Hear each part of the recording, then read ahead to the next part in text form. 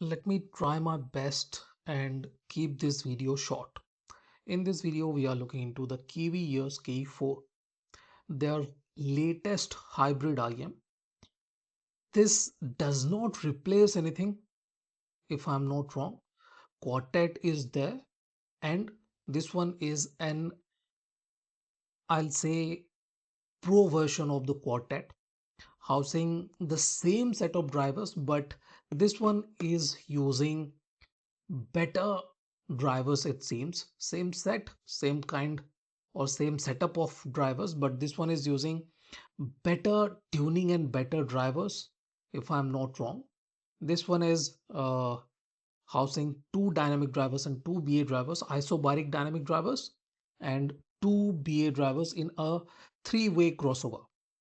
So if you guys uh, are exploring this scene, Kiwi Ears KE4 has been received very well by nearly everyone. Everyone is going gaga about its tuning, and I have to admit, Kiwi Ears KE4 is one of the best IMs at this point of time for just under $200, priced at $199. This one is a killer IM at this price range.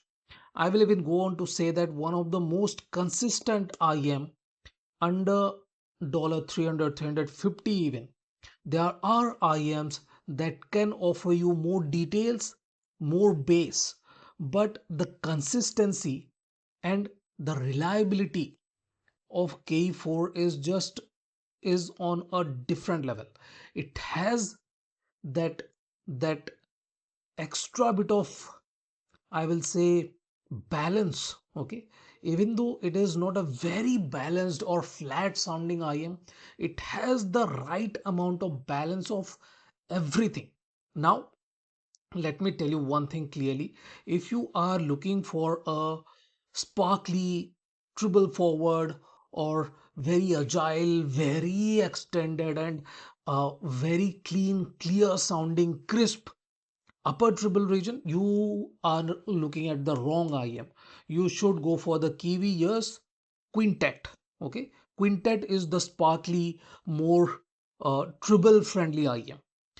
For everyone else, Kiwi Ears K4 is a simply better IM. Okay, keep no doubts about that. I like the Quartet 2.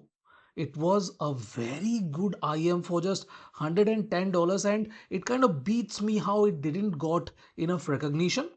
Maybe because it was a bit too slant when it comes to the tuning, because the bass was big, mid was not forward, and the treble was slightly on the darker side. It kind of lacked that extra bit of energy in the treble region. But the K4 is splendid with the balance here. Okay, as I said, it is not flat balance, but the balance is very good. The emphasis to every part of the spectrum is very well emphasized. Okay, we get very good bass, very good mid-range, and very good treble extension. Air between instrument and layering and separation are fantastic. But before we dive into the details, let me tell you about the fit and everything. This one is a very good looking IM. You guys can see it looks very good. I like the way it fits, and I had no issues with the fitting or anything like that. I didn't had any issues with the cable either. I think this one complements the KE4 more than the Quartet and Quintet. Quintet was bad with this cable, but this is the exactly same cable, and this one is working much better with the KE4. If we talk about the fit and everything, this one is good. As I told you, build quality is nice, no issues with anything. So let's move on to the sound quality. If I start talking about the bass, okay, this is not the bassiest IM.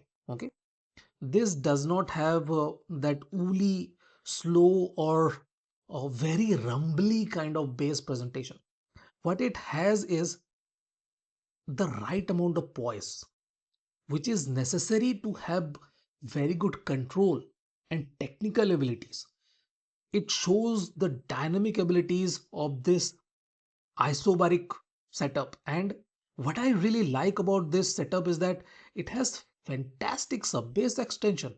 It has very good rumble, very good depth, and when it goes into that sub bass region, it can be slightly on the slower side. Okay, so that is a small demerit of this IM. It does not have that extra bit of decay speed with the sub bass. Okay, mid bass can be fast, kick drums and that kind of stuff that do not dive deep into the spectrum is very good, very clean, very dynamic, and we get fantastic technical abilities and layering too. Bass has very good punch, very good slam, and the good thing is that it moves inward. The bass notes move inward, and that keeps the spectrum clean. When the bass goes outward, okay, where most of the instruments are placed, it kind of gets muddled up. In this case, the bass moves inward and gives you that extra bit of cleanliness that we all look for. Area of impact is very good. It has very good weight behind the notes, very good punch too. No complaints. Is it a bass head IM? No, it is not a bass head IM, but it does not lack bass at all. Quartet would have been a kind of bass head IM. This one is bassy IM. Okay, it delivers a very satisfying level of bass, but it's not a bass head IM for sure. If we move on to the mid range, that is where the magic happens. Now, the interesting part is that this one doesn't have a lot of drivers. Okay, this one has just two drivers for mid and highs. Okay, one for mid, one for high, doing a three-way cross. Okay, so I was not really expecting a lot of resolution from this IM, but to my surprise, this one has a lot of resolution, fantastic resolution and texture. Yes, yes, the macro details are very well presented, but the micro details are slightly lacking if I compare it with something like ISN H60 or Pen and Fan 3. This one is not very detailed or anything like that. Transparency is good, no issues with the instruments, the clarity and stuff are good, no problem there at all. Tonality and timbre are fantastic. For a BA driver, this one delivers one of the best tonality. One of the best tonality and timbre. Maybe the dynamic drivers are helping a bit too. With the vocals, the tonality and timbre are fantastic. They have excellent resolution, excellent throatiness. Okay, that throat movement, that harkat that we say in Hindi is very well represented with this IM. It can handle tricky or difficult portions of the track without much issues. That is what this IM is capable of. Very good technicalities.